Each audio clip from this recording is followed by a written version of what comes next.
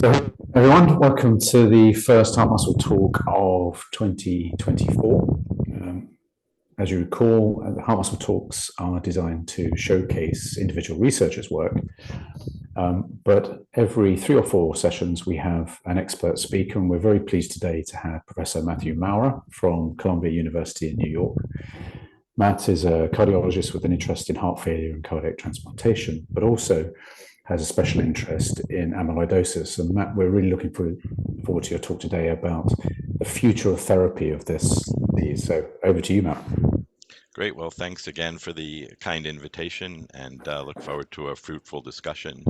We'll try to move forward. So these are some of my disclosures. Probably most importantly, I'm very excited about all these amazing scientific advances, but I think we all should be a little concerned about the high cost of these therapies, which I think, as I'll point out, is probably unsustainable in the future.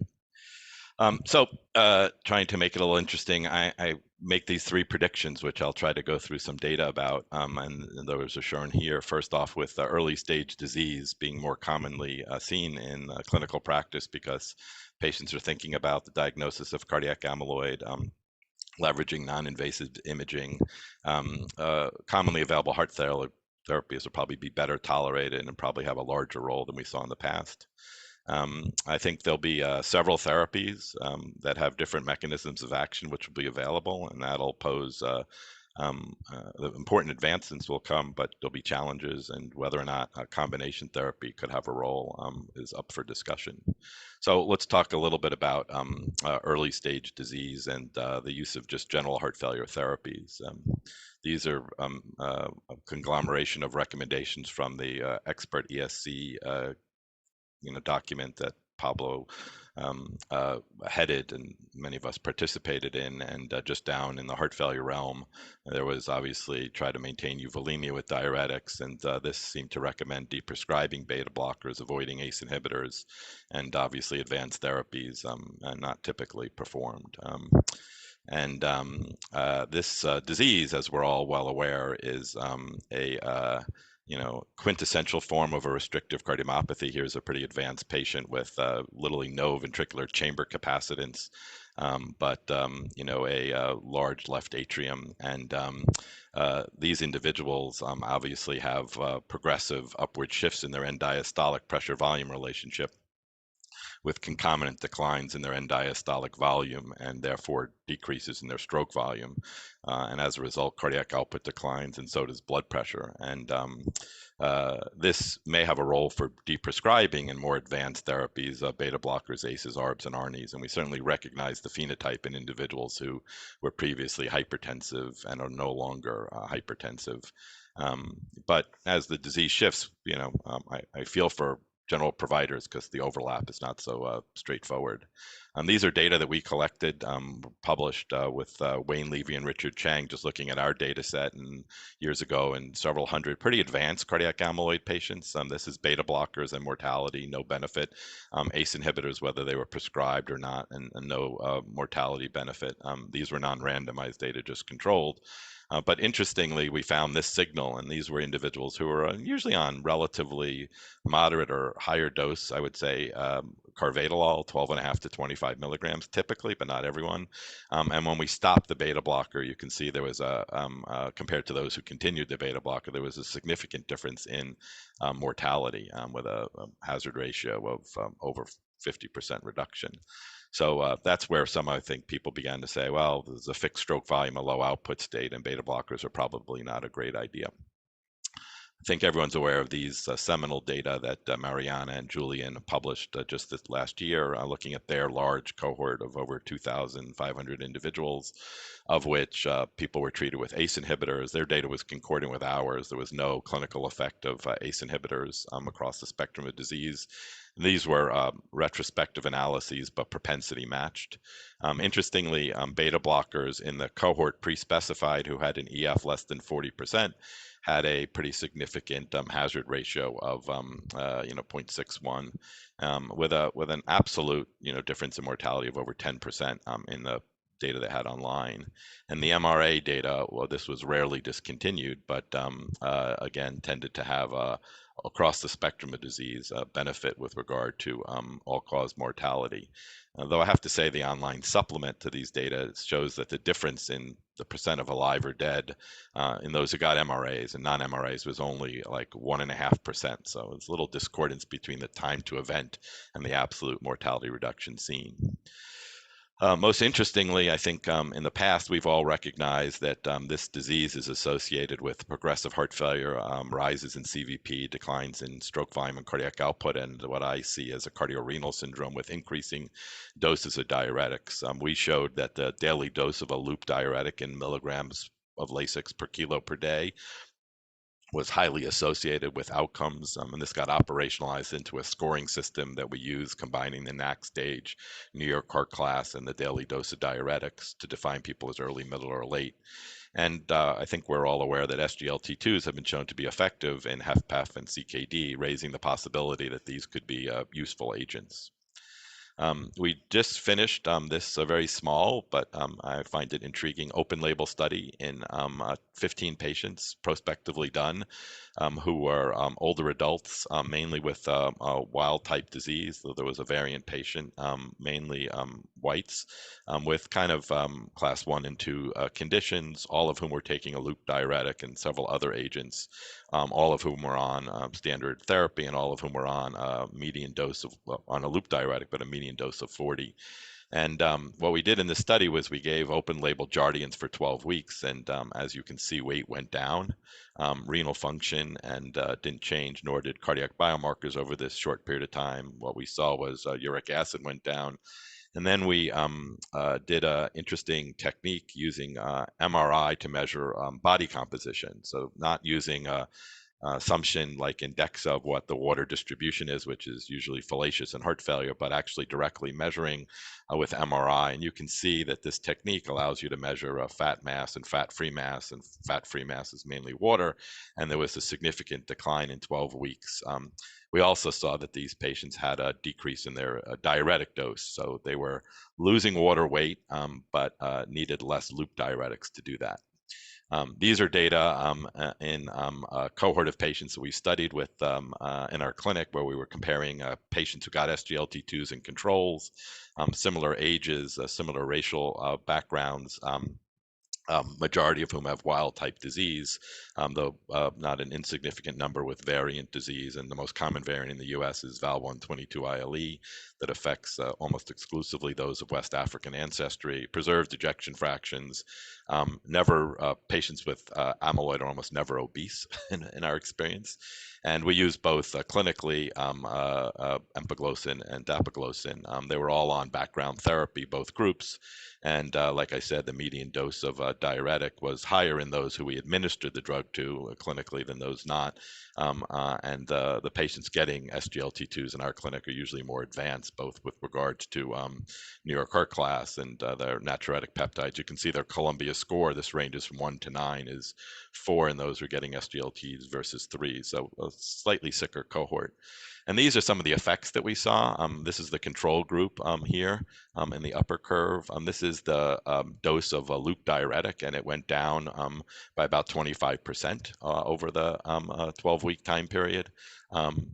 You can see here is there a weight in kilos also declining in these particular individuals. There's an immediate drop in their GFR as seen in the other trials, but it tends to recover with this point only at 1 month being statistically different.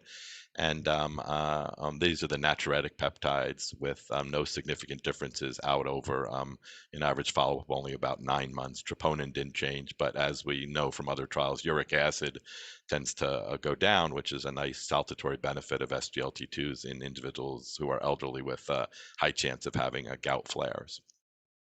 So I personally find SGLT2s the untapped. There's a data that was presented by Mariana and Julian at the AHA as a kind of late breaker, propensity matched, and showed benefits in heart outcomes. That's, I think, under review, but is impressive, not yet published.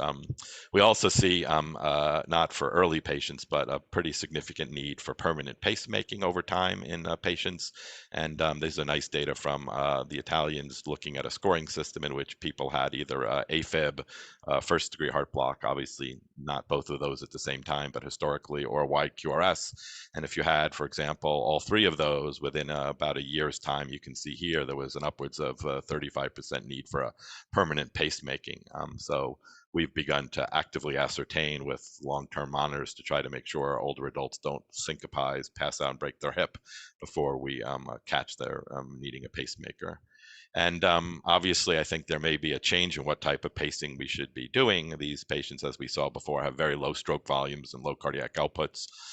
They are almost always become pacemaker dependent, especially when they have AV block, and as a result, they'll probably have declines in their stroke volume. And there's data to show that frequent RV pacing is detrimental. Patients who get a BiV pacemaker have better New York Heart Class than RV pacing in case control studies, less MR, and these are provocative data, case control from the Cleveland Clinic showing a survival benefit. I would note we went as far as proposing and put in at NIH a large randomized trial of RV versus BiV pacing, which actually got favorably reviewed but not fundable. And we may come back to you colleagues because there's some interest in trying to make this international study to try to determine what mode of pacing might be ideal for patients with amyloid. So in general, I think that I know who knows about RNA therapy on really early disease, but SGLT2s and MRA certainly are becoming, I think, something to really consider, and probably across the spectrum, not just early phase disease. And obviously, for those with an EF under 40, the data about beta blockers are provocative. Though the dose of beta blocker was bisoprolol 2.5 or less, so it was pretty low dose. And then on to therapies. So I think everyone's aware of the kind of amazing number of therapies that are being brought to bear. And the credit here is because of brilliant basic scientists who've kind of elucidated the biology of the disease. Transthyretin is a small tetrameric protein produced on chromosome 18, predominantly in hepatocytes, though there's a little bit produced in the retinal pigment epithelium and in the choroid plexus. And its main job is to transport thyroid hormone and vitamin A. It exists, as shown here, as a tetrameric protein with a lot of beta-pleated sheets. It is one of the minor carriers of thyroid hormone and the only carrier of vitamin A or retinol. And the biology is in the setting of either aging and impaired proteostasis, and also with variants, particularly the protein dissociates into monomers or oligomers that deposit as amyloid fibrils, causing the phenotype. And with this background, you can either silence or shut off the protein now with antisense, small interfering RNA, or maybe certainly can shut it off with CRISPR-based therapy, whether it's clinically beneficial to be determined. You can stabilize the protein with tafamidis, diflunisal, or now acoramidis, which was just published, I think, yesterday in the New England Journal. And now there's a whole host of anti-amyloid therapies. These are just the ones that are focused on TTR. There are even ones that are in phase 3 trials for AL amyloid. And those are the three main clinical approaches that are being promulgated. Tafamidis, worked with Perry on this, was a fantastic collaboration. And these are the data from the original ATTR ACT trial. Binds in the dimer-dimer interface where thyroid hormone does and stabilizes TTR. And, no one got better in this trial, but this is a pretty morbid disease. These were advanced patients, and the relative risk reduction in mortality was impressive, with 7.5 patients needed to treat to prevent one death over 30 months, and 1 in 4 patients to treat, or NNT, to prevent 1 hospitalization in these individuals. And so it led to the approval of this drug. This, I think, has not gotten as much play as it should. These are data from the ATTR ACT trial. And again, the confidence intervals around these are very wide because of the small n, but there were only 37 patients out of the 441 in the original trial who were rated by the investigator as NYHA class 1, but you can see the relative risk reduction in mortality was 65% or so, 64. Class 2 patients was 39%. In class 3, it still benefited the patient, but was not significant. And so clearly, at least with stabilizer treatment, probably with silencers also, we've learned that early administration is better. These are data that Perry spearheaded that have recently been published, which still show even for more advanced patients with long-term follow-up, there is a significant mortality benefit for patients with NYHA class 3 in the tafamidis long-term extension. So I think it should be potentially applied, though the cost benefit analysis will be less favorable in this cohort. And obviously, they're living longer, but a more advanced stage and probably having a significant burden of hospitalizations. So here's just a brief timeline of what's transpired. This is the original tafamidis trial for polyneuropathy in 2011. Here's the ATTR-ACT results and some seminal publications that are important. Julian's non-biopsy diagnosis, which is multi-center collaboration, some position statements. And then just in yellow, I highlight the trials that have been recently completed that are all in yellow because they work. This is one of those diseases where we can quibble about the size of the effect, but every trial has been positive. And there are several others that are coming with novel treatments. So this is the landscape. Acoramidis, I'll show you the data, was just published, was studied in attribute CM, a stabilizer built around the T119M super stabilizing variant that's present in about 0.2% of the general population. It's a great story of how tafamidis was discovered and developed, and it grew out of this observation that Jeff Kelly made with Teresa Coelho in Portugal, that destabilizing variant Val30 Met would almost always lead to penetrant disease, but in the context of a restabilizing variant T119M, biochemically the protein didn't dissociate into oligomers or monomers when exposed to urea, and this led Jeff to develop tafamidis, and this is another stabilizer that binds in a different spot. Part A, as we know, was negative. That was a bet on 6-minute hall walk at 12 months, but Part B was positive, a trial. Patisiran was studied in Apollo B, 360 individuals, a very short-term trial at 12 months, met its primary endpoint, but FDA did not agree to approve it, given the clinical meaningfulness of the effect. Vutrisiran, a sub-Q silencer, has been approved for neuropathy in the States, and with polyneuropathy concomitantly with or without a cardiomyopathy, and it's under study in Helios B, which will report out middle of this year. The trial's ending in March, and so we're excited to hear 655 patients. The success of patisiran, I think, portends success of vutrisiran. There's a antisense, a plenitersen. We fully enrolled over 1,400 individuals.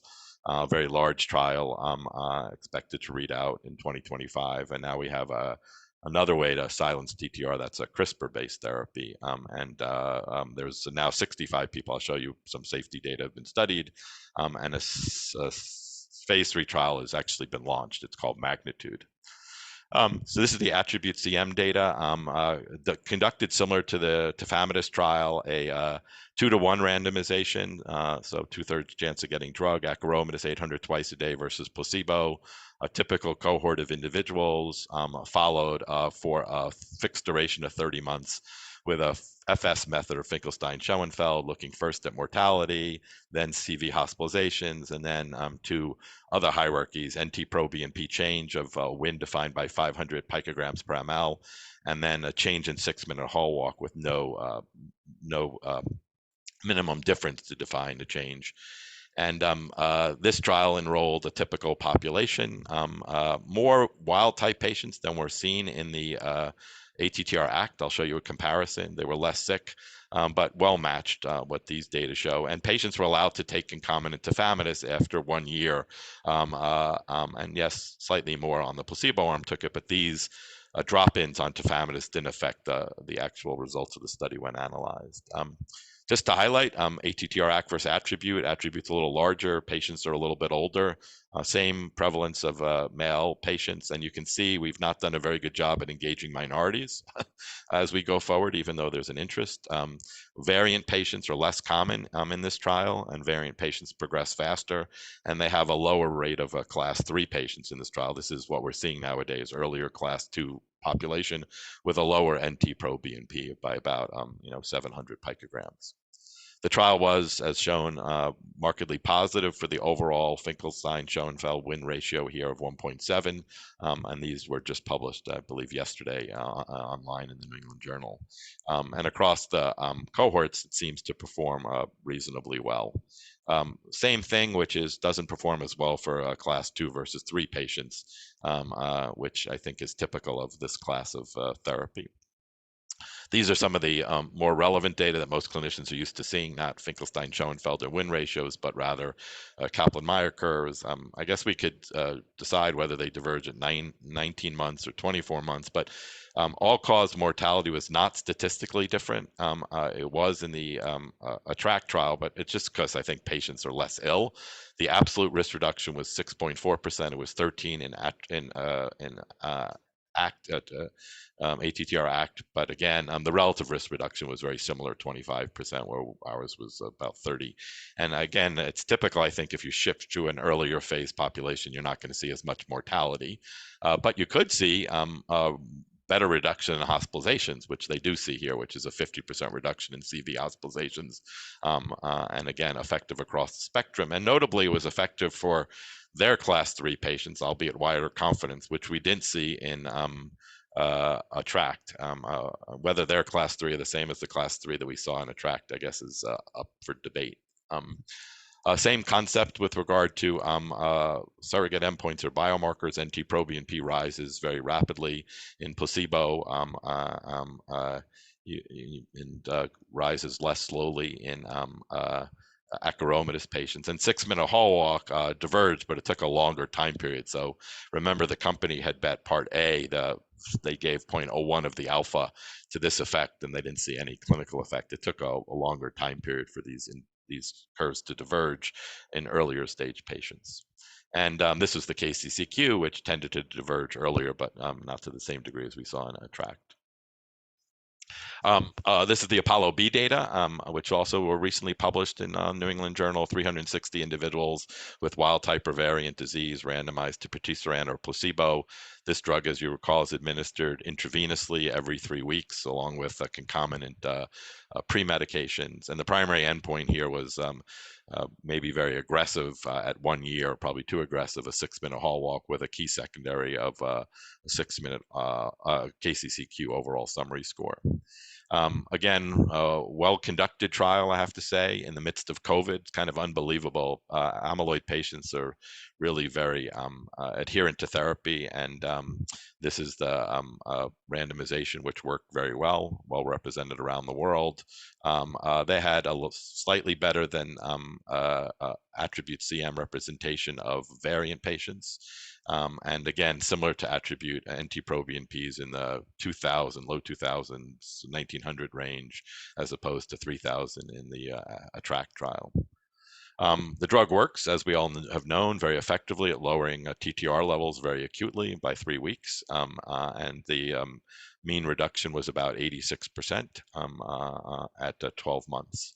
And these are the primary data on 6-minute hall walk, in which the placebo group, shown in kind of reddish, was declining. The patisiran group was relatively stable, leading to a statistically significant difference in the 6-minute hall walk, but clinically debatable significant difference of only 15 meters or some odd at 1 year.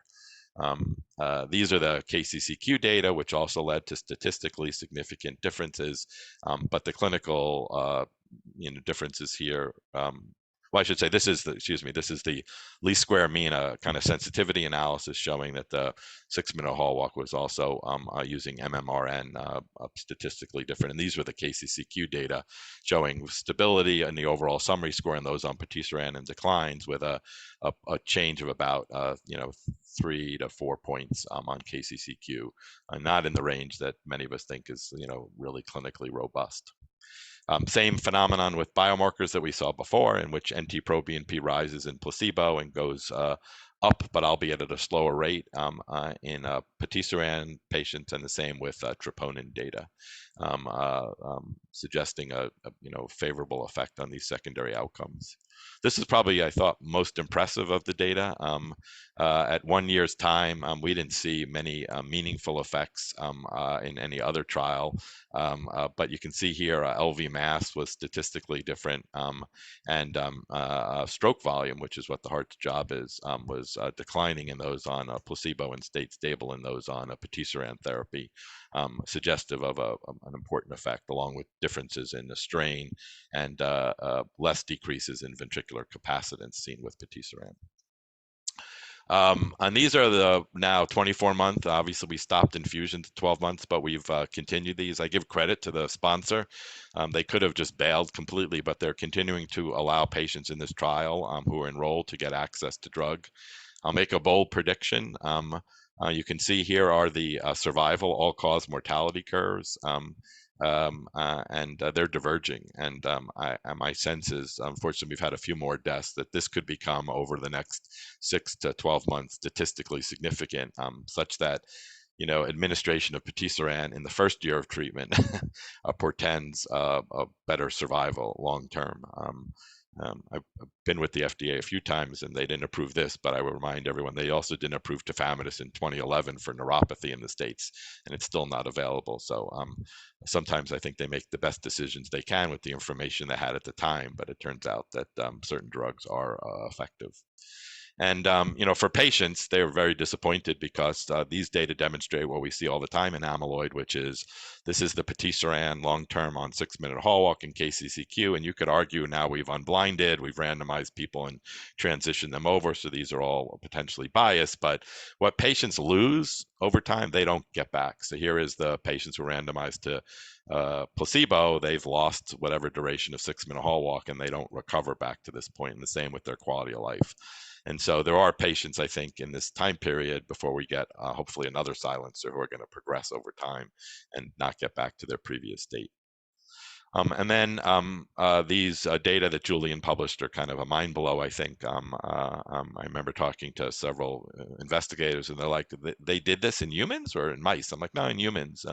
So this is a lipid nanoparticle labeled with a TTR-specific guide and the CRISPR-Cas9 scissor, if you will, single IV infusion. The lipid nanoparticle allows uptake endocytotically to the LDL receptor to hepatocytes and can knock down your TTR production, both wild type and variant, permanently and quite effectively. And these were the original publication of data that was seen, showing at various dosages a pretty effective knockdown.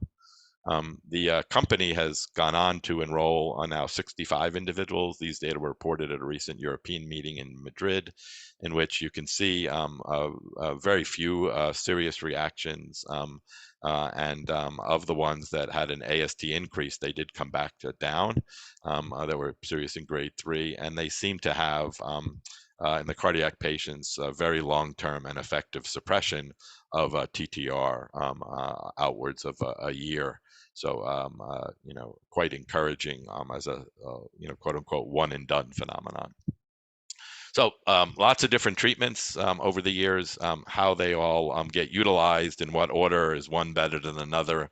I personally have no good data to share with you in that regard. So the rest of this is somewhat supposition, but I'm not sure that combination therapy has a role, but I wrote may have a role. So what would be the rationale? Would it enhance therapeutic efficacy? It could be. I'm not sure it would lead to any better compliance. Patients with these conditions are already pretty compliant. And as I said, I'm pretty confident that it will not be a cost-saving endeavor. So we really have to have a lot of therapeutic efficacy, and at least what I've seen so far doesn't suggest that. But this is the data that I know of that's available in various trials in which people have used combinations, patisiran and tafamidis, in about up to 25% in Apollo B. Attribute CM obviously used both, and I told you that tafamidis use didn't affect the primary outcome, but it wasn't like the combination has been reported, at least, to be any better. Helios B will allow up to 30%, and CardioTransform will probably give us the best light, because with more than 1,400 individuals, about half of them will be on stabilizers and half not. And so we'll really be able to, I think, potentially have a trial within a trial. These are the data from Apollo B, and it was not associated with a greater benefit on the primary endpoint, which is shown here, which is 6-minute hall walk. You can see the hall walk in those who were on tafamidis at baseline and took it did not change statistically. There was an effect in those not on the drug, which was maybe some of the concerns the FDA had and how providers would utilize these and take people off a proven life-saving drug and use one that hasn't been proven. And again, I can't help but, at least in the States, warn my colleagues that there are combinations that are pretty cost effective. I tend to give diflunisal as a TTR stabilizer to patients who have neuropathy, who are on background therapy with a silencer, but I don't advocate for combination therapy with other silencers, stabilizers. And you can see the cost shown in red really per year per patient is unsustainable, I think, and probably not something that we'll be able to manage going forward unless the cost of these agents comes down a lot. And then just to finally end with this, kind of the final grouping of therapies are these new monoclonal antibodies. So this is a good example of what one of my mentors taught me, which was the most definitive statements in textbooks may ultimately turn out to be wrong. So amyloid is described as a extracellular deposit that's resistant to proteolysis. You can't get it out. And so this is Doug Mann's classic paradigm of, if you will, systolic heart failure with an MI or myocarditis and progression, and we compensate with neurohormonal antagonists. And this is the same kind of phenomenon. And you wonder, with anti-amyloid therapies that can remove amyloid, could we reverse remodel the ventricle and get people to a different time point hypothesis? Somewhat supported by these 3 patients that, again, Mariana published in the New England Journal during Pablo's publication of the NI006 data. These are 3 patients, not young, who had, 2 of them were variant patients who had spontaneous reversal of their amyloid, not seen in 1,600 other controls, and they tended to develop antibodies that were found in them. This is an example of one case in which you can see EKG voltages going up.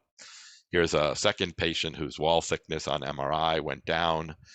Their T1 mapping improved, and you can see we're not sure what scintigraphy means with these therapies, because we see scintigraphy improving with silencers now all the time, but that's not always accompanied by changes in cardiac structure and function, though in this case it was. And this is the third case in which, again, voltage went up, strain improved, scintigraphy got better. You can see DBT imaging improved, and the Doppler, the E-wave, kind of came back. Wall thickness improved, and so there was not only removal of amyloid, but associated changes in structure and function. And so now there are, several, I mentioned, AL therapies that are in late phase clinical trials, and there are 3 that I know of, anti-amyloid therapies for TTR. This trial is not just planned, but ready to start enrolling. One of the first was this compound, PRX-004, which was owned by Prothena and Novo Nordisk bought. There was one early phase, a small study in which this humanized monoclonal antibody that, again, targets misfolded TTR, not normal TTR, can lead to, hopefully, clearance, especially in tissues mediated by macrophages. And these are the very small open label hypothesis generating data in which they showed that PRX compared to historical controls tended to have a less of a decrement in the NES, neurologic impairment score, in patients, so they didn't progress as fast. And in theory, though, again, and GLS was improved. With this particular agent compared to natural history studies. Atralis is an interesting company that has, Jonathan Wall founded, that has this peptide that's highly negatively charged and interacts with amyloid. Here is the protein peptide, and it's now linked to a monoclonal antibody. The theoretic advantages are here. It's not specific for a particular type of amyloid. This would work for AL, AA, gelsolin, any type of amyloid, and but uses the same macrophage-mediated phagocytosis. And these are animal data, just to share, that suggest that there were significant effects on an animal model using this particular antibody. The company has begun phase 1 trials with this particular, and the preliminary data looks favorable, though there are infusion reactions that need to be managed. And then these were kind of, I personally feel like mind-blowing data that were published in NEJM last year at ESC heart failure, in which you can see an example of a patient who had Ni006 and by scintigraphy had significant improvements at 4 months that sustained. Placebo patients did not, and they got better. Again, I think there's a lot of questions about what changes in scintigraphy mean. We've never known what scintigraphy bound to, and I'm not confident that these changes portend any clinical benefit. But the MRIs, I think we're all convinced ECV is a good marker, and there were clinical improvements seen. As you can see here in tracer uptake with the dose of the drug on a logarithmic scale, and here's ECV, and these are absolute changes. So we're talking about 20-point decline, someone going from 60 to 40 or 40 to 20 in ECV over a relatively short period of time was at least hypothesis generating and impressive. And there was some provocative biomarker data as well. So hopefully now we have time for questions. Personally, I think that one should be very careful about predictions, quoting obviously Yogi Berra, that it's very tough, especially about the future. But I think we're have a much brighter future for our patients. We've gone from a relatively rare disease to one that's probably not as rare as we thought, may not be rare at all based on the present definitions. And I think we're going to be in this enviable position, I hope enviable, of choosing among therapies, but I don't know how I'm going to actually make that choice. And so I'd be interested to hear people's thoughts if they've had experiences in other diseases and how we might collaboratively figure all of that out, because I don't think these companies are going to do anything but market to us all day long about which one is better without really high quality information. So I'll stop there. Thanks for your time and attention. That was brilliant. Thank you. Very comprehensive run through. For if you think back 10 years ago when we didn't have anything to treat these patients with, and now we have this confusion of possibilities. So people, if you want to ask questions, please put them in the chat or raise your hand, and Alex can give you the floor so you can ask Matt your question in person. Matt, maybe to start where you've finished, and particularly around the stabilizer. So as you say, we've now got the attribute trial, and people are going to pore over that and compare it to ATTRACT to try to infer something about the relative potency and efficacy of those two drugs. So what do you think the similarities are between the two trials? No, they're both the same, same class of medicine. They're stabilizers, well tolerated, oral, so little to no side effects in both trials. Patients taking placebo have more side effects, probably attributable progression of disease. So those are the positives. I mean, I've given acoramidis now. I think I had the largest cohort of phase 2 patients. It's not a large cohort. It's only like 8 patients. 7 of the 8 are still alive at 5 years. Now, you could argue maybe they were early or everything else. We've done some hypothesis generating analyses, which we'll hopefully try to share with people, comparing tafamidis treated patients and acoramidis, at least at our site, trying to match for disease severity. So I would say at the get-go, it's no worse than tafamidis. It's equivalent. I think it's, if people try to say one is better than the other, I think we have to be suspect. It could be better.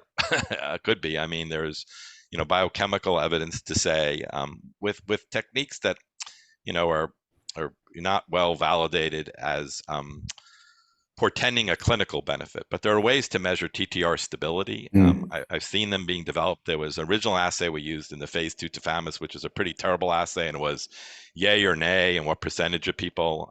There are more quantitative techniques, but in across some assays, it looks like it's a more potent stabilizer. But it's somewhat reminiscent of the whole silencer discussion. Is it going to be that 83% is worse than 91%? To be determined. It's going to take, I think, my sense is, having seen amyloid data, a large N, like thousands of patients. It's a little reminiscent of the AA amyloid story, where we learned that even a little bit of extra amyloid based on serum amyloid associated protein was a bad thing, but it took 3,000 patients to kind of figure that out. So we do need to collaborate. So a lot of similarities, and I probably already touched upon what could be possibly differences.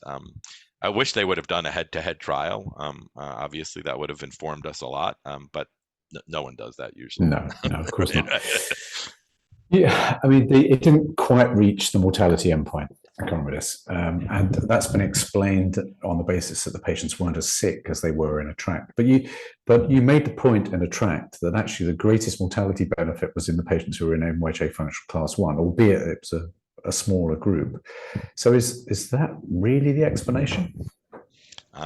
Who knows? I mean, we can come up. People also talk about the time to the effect, right? They say in ATTRACT it took 18 months. I'm not sure that's the case. I think there were. Is it that a biological effect that takes that long for the drug to work? I don't think so. I think there are people who aren't going to benefit, and you just need them to drop out of the end. Look, sponsors do things that I don't particularly like, right? They could have really analyzed their data very carefully and answered these questions, but there are politics to all of this. They start telling you there's a much bigger effect than earlier and much later effect later on, then people don't prescribe their drug across the spectrum of disease. I would say the FDA approved tafamidis across even class 4, right? You could theoretically, that seems illogical to me. But when do we deprescribe or stop these particular agents? Is there a point of time? I mean, there are a lot of this will serve, I think, as a good model. But my general belief is I think they're underpowered because they don't have enough events in some regard. And, they literally have, I think, like 35 or 40 mortality events. So, the biggest thing, I actually had told, full disclosure, I told Pfizer when they designed the ATTR ACT trial that there was no way that the data that we had given FoldRx about the natural history of the disease in 2008 would be relevant in 2013 to 2015. And so I said, do not do a 6-minute hall walk trial. There's no way you're going to see the declines that we saw, which were 25 meters every 6 months. I was totally wrong. I mean, they could have done a trial at 6-minute hall walk and gotten away with it. They wouldn't have shown a mortality benefit, but they probably would have gotten their drug approved. But I was right, I guess, 10 years later, which is eventually we all caught up, and now 6-minute hall walk is not changing very much in early phase patients. So, it helps to be really knowledgeable about the disease, but it really helps in clinical trials to be lucky. If ATTRACT didn't go for 30 months, we went for 24 months, we would have not seen a mortality benefit. You could see the curves are diverging in attribute at, you could argue 19, 24 months. If they didn't go for 30 months, and probably sponsors don't want to hear this, but the answer is time to do longer trials, right? I mean, patisiran's a good reflection of that. They wanted to get the drug on the market quickly. They have another drug coming, but a 12-month trial in a slowly progressive disease is probably a mistake. Yeah, I think that's a message for all cardiomyopathy trials, I think, because we tend to look at long time horizons, don't we? Yeah. They've got a few questions, and I'll come to those, but maybe just to finish this point, what's your explanation for the delayed divergence in the survival curves? Why do we have to wait 12, 18 months or whatever it is before we start seeing the separation? I lean, but I'm not 100% convinced because I've never seen the data, but I lean toward the people who don't benefit. It just takes a long time for them to drop out of the analysis. But again, I think that that's answerable, but a sponsor has to be willing to share the information and allow us to kind of massage and look at it. There's a weird dynamic at some points in time with who controls the data. I think that's something we should really try to fix academically when we go forward. I've learned my lesson, but I mean, I think we should say to them, look, we're happy to participate, but we need to, as Scott does often, Solomon, get a de-identified data set. We won't publish anything, but we'll, without your prior approval, but we should be able to explore these things. We have a lot of really brilliant people, fellows, faculty who could answer questions, but they're left not to be answered. Okay. There's a question about variant versus wild type. So do you think there's a difference? Do you think having a variant makes a difference in the response? And indeed, are there differences between different genotypes? Oh yeah, I mean, the age-dependent penetrance is variable. I mean, V122I, which is the most common variant we see in the States, is like the, if you will, AL of TTR. It's highly malignant as the pure cardiomyopathy variant. We used to think that there was a issue with potentially, God forbid, access to care late presentation, but I'm pretty convinced now. We have an active ascertainment study that Rick Ruberg and I are doing in Boston, New York, and New Haven. We've enrolled like 650 minority patients only, so Black and Caribbean Hispanics, to actively screen and identify people. So there's no ascertainment bias. They, like they're not delayed diagnosis. And the bottom line is the patients are sicker and they progress more rapidly and have more events. So we always tell a sponsor, like you're doing a trial, you better make sure you really focus on getting some variant patients in.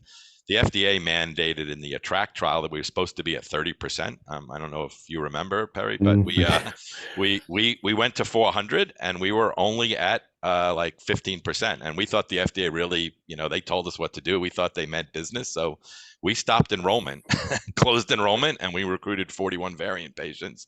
That's a hard thing to do nowadays to a company who's trying to design their trial. But I definitely think variants need to be included. We need representative populations. Variants progress at different rates, definitely faster than wild type patients for sure.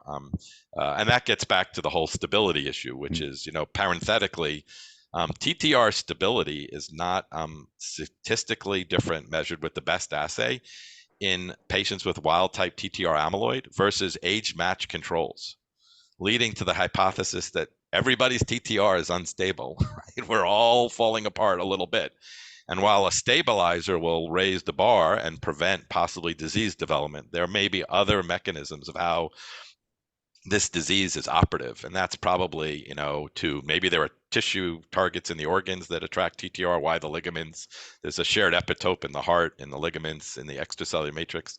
And probably there's a huge effect of impaired proteostasis. So you could stabilize TTR, but if you have a stinky proteostatic mechanism, even if a little is left over, you're still going to progress. And we need basic scientists to figure out some biological way to measure homeostatic proteostasis, like on a blood test that can tell us, because that would be very valuable for designing trials of who's going to progress and who are fast progressors and slow progressors, responders or not. Absolutely. It's a good example, isn't it, of nature's trying to tell us a story. We don't know how to read it. What is it about the heart that makes it susceptible to amyloidosis when you're over the age of 50 or 60 or whatever? Yeah, the obvious thing other people have said, it's besides TTR instability, Bellotti has shown proteostatic proteolysis, right? And so these are, people point this out all the time, but these are, tissues that move, and so, but there's a lot to be learned about that. Absolutely. Max, you've got your hand up. I wanted to go back to the V122I mutation. And how do we square the aggressive progression in those who develop cardiomyopathy with the low penetrance? How do the two go together? Yeah. So I think the penetrance story that was told by people in the New England Journal from a few years ago was totally fallacious, and it's borne out. I mean, the same investigators have published now data. I mean, look, if a disease by allele increases your risk of heart failure, right, independent of every known risk factor, and raises the risk by 50%, then it's penetrating, whether your echo is thick or not, right? I mean, it's doing something. And so I just think echo, which is what they used in that trial, they had very few subjects. It was like 40 or 50 people, right, in large cohorts, right, because they had very few echoes. They didn't have a lot of echoes in people at the right time. So the women were in their 70s, not, we have data we think we published already from ScanMP that says with scintigraphy in all comers, it's easily 40% penetrant, meaning 40% of people over the age of 60 have uptake on their heart that's indicative of the disease. And I bet with a PET scanning agent, these newer, it's highly penetrant. We've been using the Trollis's John Wall's PET isotope. We did a study in 10 allele carriers, all of whom had negative, when I say negative, not grade 2 or 3 scans, you could debate if they're grade 1 or 0. A few of whom we biopsied because we were clinically suspicious had amyloid. the scan is got a sensitivity in that cohort of 10 people of 80% sensitive. They have disease by a PET scan. So I think the disease is highly penetrant. On autopsy, it's 100% penetrant, right? I mean, that's not how you want to diagnose it. So I think it's more penetrant than we know. In fact, in the States, we have funding from the government. Justin Grodin is doing this with myself and Wilson Tang. You know, we have a cohort study in carriers with MRI who are just allele carriers to try to see if there's an earlier phenotype. So knowing that patients benefit from earlier diagnosis, one thing we should do is how do we ascertain, figure out, you know, when to intervene, when to start. There probably is a time, given the cost of the drugs, that it's too early, but if they weren't costly, there probably wouldn't be a time that would be too early. There's even going to be prevention trials now, right? I mean, acoramidis is going to start a prevention trial in carriers to see if we can prevent the development of the disease. So I don't buy it's that impenetrant. Is my point, I guess. So a few other questions. There's Rob Hastings. Rob, I don't know whether you want to come online to ask this question, but you're talking about the status of international registries. Rob's making the point that maybe that's a way of making comparisons between therapies within registries. Do you think that's a way forward? Yeah, I mean, more data, the better. I'd be curious to hear who made the comment. I mean, here's the dilemma. We got a very favorable review about our grant and everything was addressable. And we identified 20 sites in the US who are ready to enroll. And to be honest, those sites care for like 8,000 amyloid patients and they're putting in 700 pacemakers a year. So it was no trouble doing it. The trial cost a lot of money, but NHLBI didn't seem to care. The biggest issue was they wanted us to do, we originally plotted like a short-term 6-minute hall walk as the primary endpoint. They wanted a longer-term trial. So one issue was, do investigators really have equipoise for this? And it's amazing how many people really have already bought in hook, line, and sinker that this is the right thing to do. We convinced our investigators, I'd be curious if you guys would agree, that they would go longer than 6 months with RV pacing if no one had a clinical event. But if someone had a hospitalization where they needed to decompensate, then we could cross them over. But that would be fine for a trial because we got our endpoint, right? We know what was going on. So that was the first thing, which we got over in a resubmission. The second thing we couldn't get over, which is no one wants to put an RV pacemaker in anymore.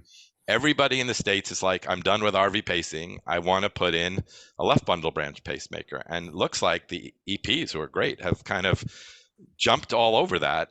We don't know that it works in amyloid. We don't know it's safe or anything else, but we couldn't figure out. We struggled and we spoke to really smart electrophysiologists how to design a trial without RV pacing. And so we just have, it's still in the hopper. We have another 2 years to resubmit. But if someone has an idea, I'd love to hear about how to design the right trial. And that could be offline because they also encouraged us to, like you said, pursue an international trial. And certainly there are enough sites that we could do this. And I think it would answer a very, very important long-term question. So my enthusiasm is high, but registries will give us some data, but I don't think they'll give us the answer. And this is something that I really do believe we could answer in a high quality way.